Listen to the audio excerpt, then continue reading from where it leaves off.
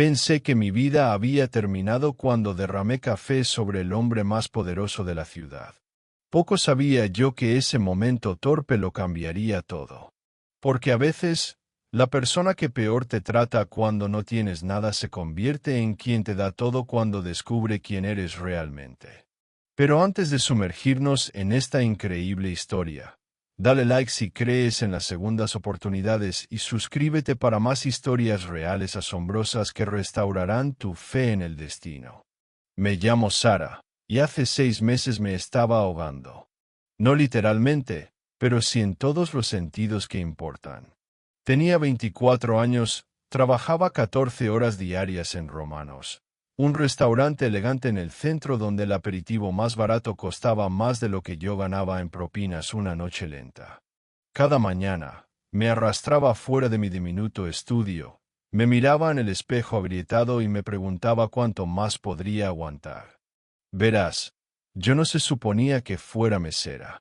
3 años antes, era estudiante de arte con grandes sueños y deudas estudiantiles aún más grandes.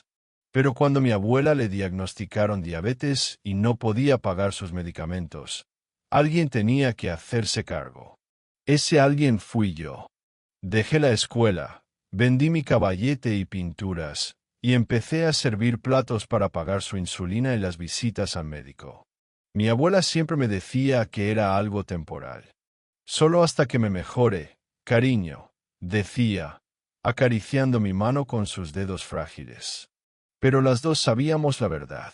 Su condición empeoraba, no mejoraba, y las cuentas médicas se acumulaban más rápido de lo que yo podía pagarlas. Ese viernes por la noche en marzo comenzó como cualquier otro turno de pesadilla. Estábamos con poco personal porque 2 camareros habían llamado para reportarse enfermos, y la cocina estaba saturada porque nuestro chef principal había renunciado la semana anterior. Yo iba por mi tercera taza de café y quizás con 4 horas de sueño acumuladas en los últimos 2 días. Me dolían los pies, la espalda me mataba, y sentía ese ardor familiar detrás de los ojos que significaba que estaba a punto de llorar por puro agotamiento. Pero no podía llorar. No en el trabajo, no frente a los clientes, que de todas formas me miraban como si fuera invisible. Así que seguí moviéndome, seguí sonriendo, seguí fingiendo que todo estaba bien cuando en realidad me estaba desmoronando por dentro. Y entonces ocurrió. La mesa 12 había sido particularmente exigente toda la noche. El hombre sentado allí estaba impecablemente vestido, con un traje que probablemente costaba más que mi renta anual. Tenía ese aire de superioridad, como si fuera dueño del mundo y de todos los que estábamos en él. Devolvió su filete 2 veces, se quejó de la temperatura del vino y chasqueó los dedos como si yo fuera un perro sirviente. Llevaba una jarra de café recién hecho para rellenarle la taza cuando mis piernas exhaustas finalmente cedieron. Tal vez tropecé conmigo misma, o tal vez mi cuerpo simplemente decidió que ya era suficiente. Todo lo que recuerdo es el mundo inclinándose, la jarra caliente volando de mis manos y luego el sonido de una tela costosa empapándose de líquido hirviendo. Todo el restaurante quedó en silencio. Silencio total. Se podría haber escuchado caer un alfiler mientras yo me arrodillaba, tratando frenéticamente de limpiar el desastre con mi delantal. Lo siento mucho, repetía, con la voz temblorosa. Lo siento muchísimo. Por favor, déjeme ayudarlo. Puedo pagar la tintorería, puedo. Entonces habló. Su voz era fría, cortando el silencio como una navaja. ¿Tienes idea de quién soy?, preguntó, levantándose lentamente. El café había manchado su camisa blanca y su chaqueta costosa, y sus ojos estaban llenos de una furia que me heló la sangre. Lo siento, no quise. Soy Marcus Chen, dijo, como si eso debiera significar algo para mí. Y aparentemente sí significaba algo para todos los demás, porque escuché jadeos en otras mesas. Podría comprar este restaurante con el dinero de mi almuerzo. Podría comprar 10 restaurantes como este. Y tú, señaló hacia mí como si fuera algo repugnante que encontró en su zapato. Tú, torpe niñita, acabas de arruinar un traje de $5,000. La humillación fue aplastante. Cada persona en ese restaurante me estaba mirando, algunos grabando con sus teléfonos. Me sentí más pequeña que una hormiga, inútil, completamente destruida. Pero Marcus Chen aún no había terminado conmigo. Llamó a mi gerente, el señor Peterson, y dijo con una voz lo suficientemente alta como para que todos oyeran: «Si esta camarera incompetente sigue trabajando aquí cuando termine mi postre, me aseguraré de que cada crítico gastronómico y dueño de negocio en esta ciudad sepa exactamente qué tipo de establecimiento estás dirigiendo». ¿He sido claro? El señor Peterson no dudó ni un segundo. Me miró con decepción y dijo las palabras que me perseguirían durante meses: «Sara, estás despedida. Limpia tu casillero y vete inmediatamente». No recuerdo haber caminado hasta la parte trasera. No recuerdo haber limpiado mi casillero ni haberme cambiado el uniforme. Solo recuerdo estar sentada en mi coche, en el estacionamiento, llorando tan fuerte que no podía respirar, sabiendo que acababa de perder el único ingreso que mantenía viva a mi abuela. Las semanas siguientes fueron un infierno. Apliqué en todas partes: restaurantes, tiendas, cafeterías, incluso en cadenas de comida rápida. Pero de alguna manera, todas las entrevistas terminaban igual. «Te llamaremos», decían, pero la llamada nunca llegaba. Era como si me hubieran marcado con una letra escarlata invisible que gritaba «no contratable». Más tarde supe que las noticias corren rápido en la industria de servicios. La humillación pública de Marcus Chen hacia mí se había difundido por redes sociales, y al parecer, nadie quería contratar a la camarera torpe que arruinó el traje de un multimillonario. El vídeo de esa noche se volvió viral, pero no en un buen sentido. Los comentarios eran brutales. Me llamaban estúpida, inútil, un desastre ambulante. Algunos incluso decían que merecía estar sin hogar. Y sin hogar era exactamente a donde me dirigía. El aviso de desalojo llegó 3 semanas después de perder mi empleo. Letras rojas brillantes que bien podrían haber sido mi sentencia de muerte. Tenía exactamente 30 días para reunir 2 meses de renta más recargos, o mi abuela y yo viviríamos en mi coche. Entonces empecé a vender todo. Mis materiales de arte fueron los primeros: los pinceles, los lienzos y las pinturas que había guardado desde mis días en la escuela de arte. Luego mis joyas, lo poco que tenía. Después mis libros, mi computadora portátil, incluso el juego de porcelana antigua que mi abuela había heredado de su madre. Cada objeto se sentía como si estuviera vendiendo una parte de mi alma. Pero, ¿qué opción tenía? Mi abuela intentaba mantenerse fuerte por mí, pero podía ver cómo la preocupación la estaba consumiendo. Se sentaba en su silla de ruedas junto a la ventana, mirando la nada, y sabía que se estaba culpando a sí misma. «Debería haber muerto hace años», susurró una noche creyendo que dormía. «Entonces podrías haber recuperado tu vida». Fingí no haberla escuchado, pero esas palabras rompieron algo dentro de mí que no creía que pudiera repararse. Y entonces, justo cuando pensé que las cosas no podían empeorar, ocurrió algo imposible. Llegué a casa tras otra entrevista fallida y encontré a mi abuela llorando, pero no eran lágrimas de tristeza. Sostenía una carta, sus manos temblaban tanto que apenas podía leerla. «Las cuentas médicas», susurró. «Alguien las pagó. Todas. Cada una». Le arranqué la carta de las manos, segura de que debía ser un error. Pero ahí estaba, en blanco y negro. Un benefactor anónimo había contactado al hospital, la farmacia y a cada consultorio médico al que debíamos dinero, y había pagado todo. Estamos hablando de más de $50,000 de deuda médica, eliminados de la noche a la mañana. La carta era simple, escrita en papel costoso sin membrete. Solo decía: «Toda persona merece compasión y cuidado. Sus gastos médicos han sido cubiertos. Concéntrese en sanar y seguir adelante». Debería haberme sentido aliviada, pero en cambio, me sentí sospechosa. ¿Quién paga las cuentas médicas de un desconocido? ¿Qué querían a cambio? Había escuchado demasiadas historias de buenas acciones con condiciones ocultas, y no era lo suficientemente ingenua como para creer en hadas madrinas. Pero eso era solo el comienzo. 2 días después, llegó otra carta. Esta era de la escuela de arte a la que había renunciado 3 años antes. Me ofrecían una beca completa para regresar y terminar mi carrera. No solo la matrícula, también gastos de vida, materiales de arte, todo. La carta decía que me habían seleccionado por mi talento excepcional y dedicación a la familia, y que un donante anónimo había solicitado específicamente que esa beca fuera para mí. Mis manos temblaban mientras la leía. Este era mi sueño, todo lo que había renunciado, entregado de nuevo en bandeja de plata. ¿Pero por quién? ¿Y por qué? Llamé a la oficina de ayuda financiera de la escuela, pero no podían decirme nada sobre el donante. «Todo lo que sabemos es que es alguien con recursos significativos que cree en tu potencial», me dijo la consejera. «Ha pedido permanecer en el anonimato, pero ha cubierto todo para los próximos 2 años».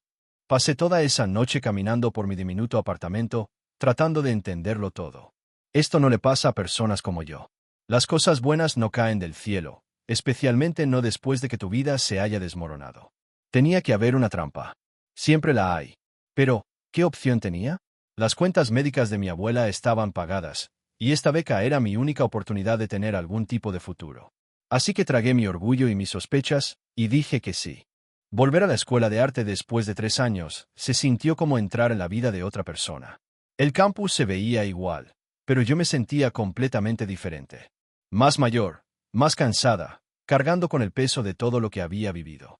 Mis compañeros eran en su mayoría chicos con caras frescas que nunca habían tenido que elegir entre sus sueños y la supervivencia de su familia. Envidiaba su inocencia. Pero poco a poco, gradualmente, empecé a recordar por qué amaba el arte desde el principio.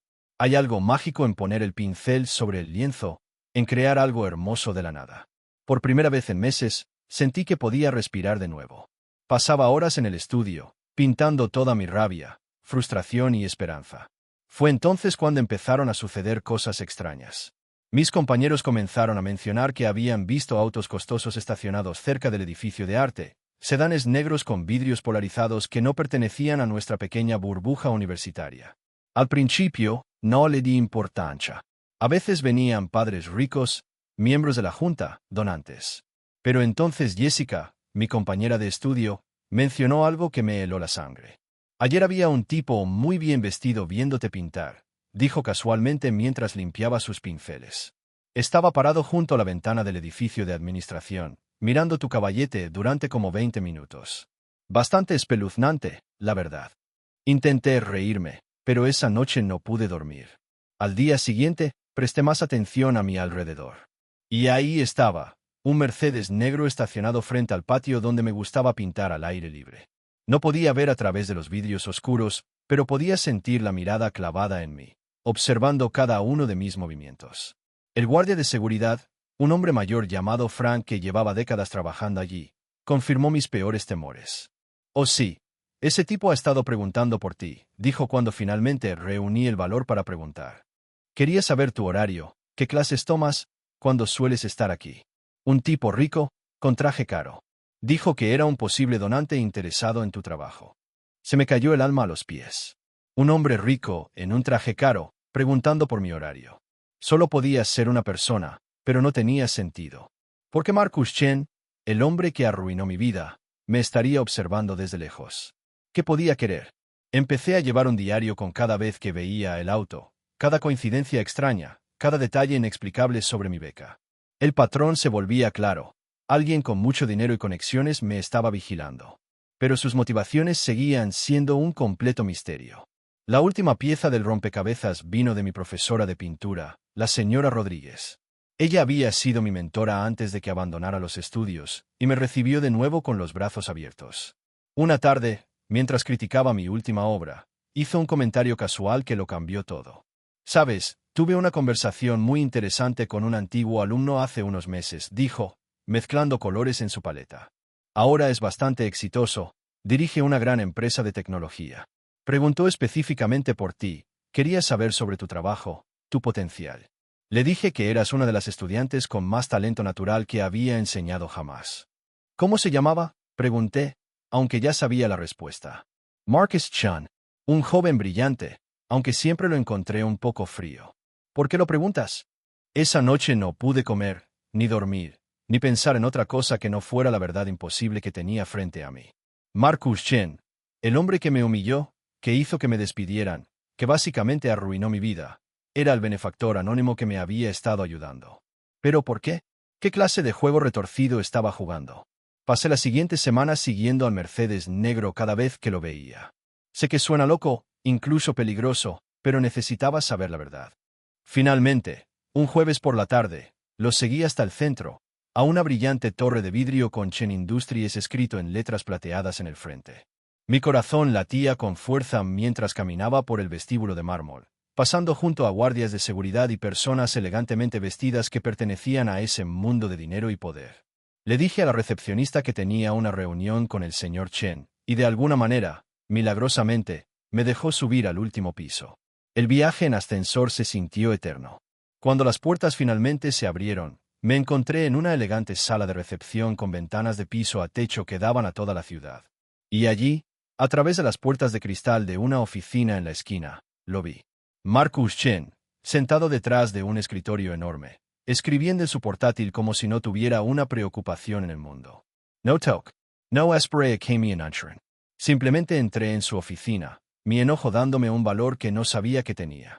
¿Por qué?, dije, con la voz temblando de rabia. ¿Por qué estás haciendo esto conmigo?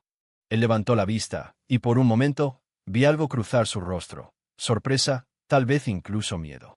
Pero luego su expresión se volvió neutra, esa misma máscara fría que llevaba la noche en que destruyó mi vida. Lo siento, tenemos una cita, dijo con calma, como si no supiera perfectamente quién era yo. No te atrevas a fingir que no me recuerdas, espeté. Soy Sarah, la camarera torpe que derramó café sobre tu traje precioso. La misma a la que le arruinaste la vida por diversión. ¿Y ahora, qué? ¿Me estás vigilando? ¿Siguiéndome? ¿Pagando mis cuentas? ¿Qué clase de juego enfermo es este? Por un largo momento, solo me miró. Luego, algo en su rostro se quebró, y lo vi como realmente era, no un poderoso multimillonario, sino un hombre cargando con una enorme culpa. Siéntate, dijo en voz baja. Por favor. No quiero sentarme. Quiero respuestas. Se levantó de su escritorio y caminó hacia la ventana, dándome la espalda.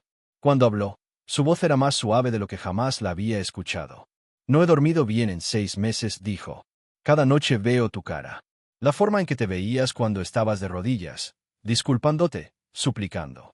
La forma en que lloraste cuando te despidieron. Nunca había hecho algo tan cruel a otro ser humano. Y entonces decidiste acosarme. Se dio vuelta, y me sorprendió ver lágrimas en sus ojos. Intenté olvidarlo. Intenté fingir que nunca pasó. Pero seguía pensando en ti, preguntándome si estabas bien, si habías encontrado otro trabajo. Así que investigué. Hice algunas llamadas. Y descubrí que no podías conseguir trabajo en ningún lado por mi culpa.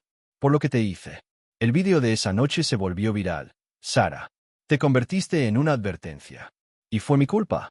Mi rabia seguía ardiendo con fuerza, pero debajo de ella, sentía algo más, confusión, tal vez incluso un leve atisbo de comprensión. ¿Investigaste toda mi vida?, pregunté. Asensio. Luciendo, avergonzado. Descubrí lo de tu abuela. Lo de la escuela de arte. Lo de cómo renunciaste a todo para cuidar de ella. Descubrí que no eras solo una camarera torpe. Eras una artista talentosa que había sacrificado sus sueños por su familia. Y me di cuenta de que había destruido la vida de alguien que ya estaba luchando, de alguien que merecía algo mejor. Así que pagaste mi beca. Él asintió, sin intentar negarlo. Y pagaste las facturas del hospital de mi abuela. Me lo dijo el administrador, pero pensé que había un error. Fue lo mínimo que pude hacer. ¿Y qué querías a cambio?, pregunté con frialdad. ¿Redemption? ¿Perdón? ¿Esperabas que viniera aquí a agradecerte por tirar unas monedas de tu torre de marfil? Él negó con la cabeza. No quiero nada de ti. Solo, quería ayudarte. Hacer algo bueno por una vez. Nunca esperé que lo descubrieras.